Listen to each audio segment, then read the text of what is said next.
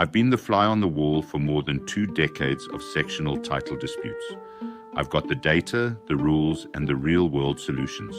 You're watching at Scheme Savvy, sectional title simplified. When you buy into a South African townhouse or apartment, you might think that whatever happens behind your front door or out on your private balcony and garden is entirely your own business. But out there in the real world, hundreds of residents are waking up to nasty legal demands from estate management, all because of a single powerful regulation. It's called Prescribed Conduct Rule 5, or simply the Aesthetics Rule, and it exists for one very specific reason: to protect the uniform look, neatness, and ultimate financial value of the entire estate. Let's look at the black letter law.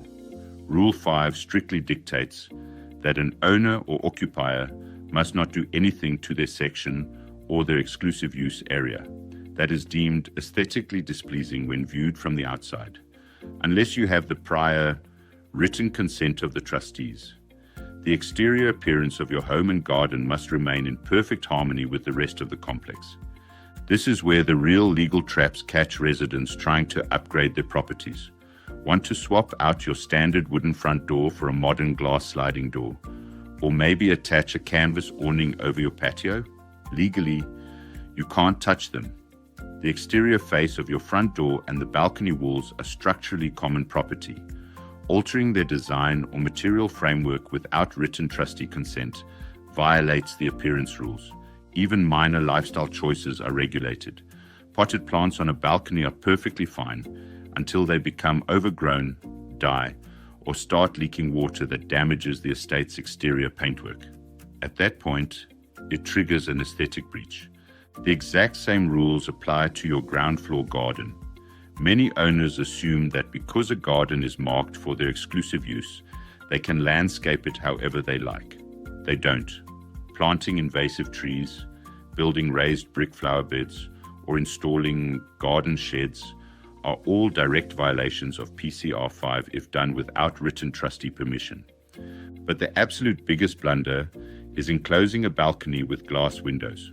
Residents assume it's just a simple aesthetic upgrade, but the law sees it as a massive structural violation.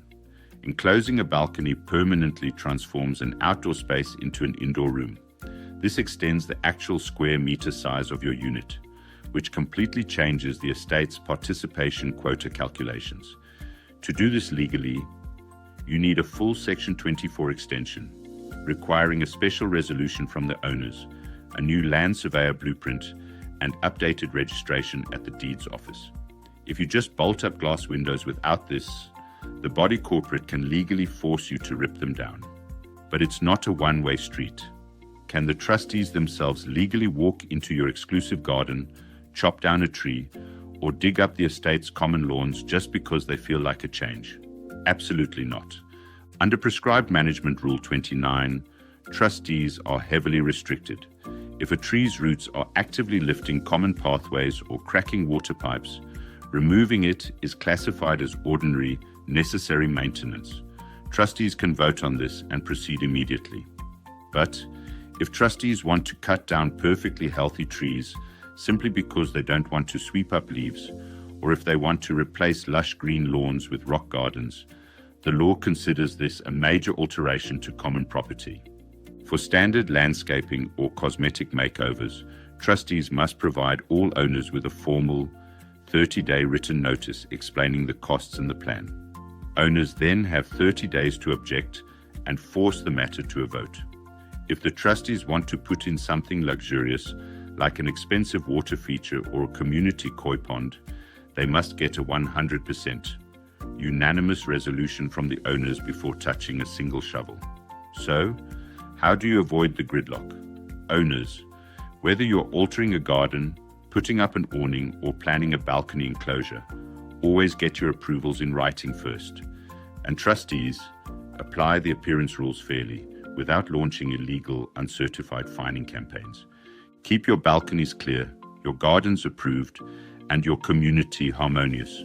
What is the craziest thing your complex trustees have tried to ban on a private garden or balcony? Drop your townhouse horror stories in the comments below. Protect your property value. stay compliant, and subscribe to Scheme Savvy. Because next up, we are moving from estate aesthetics into pure safety hazards as we break down the explosive world of petrol, gas, and fire risks under PCR 6.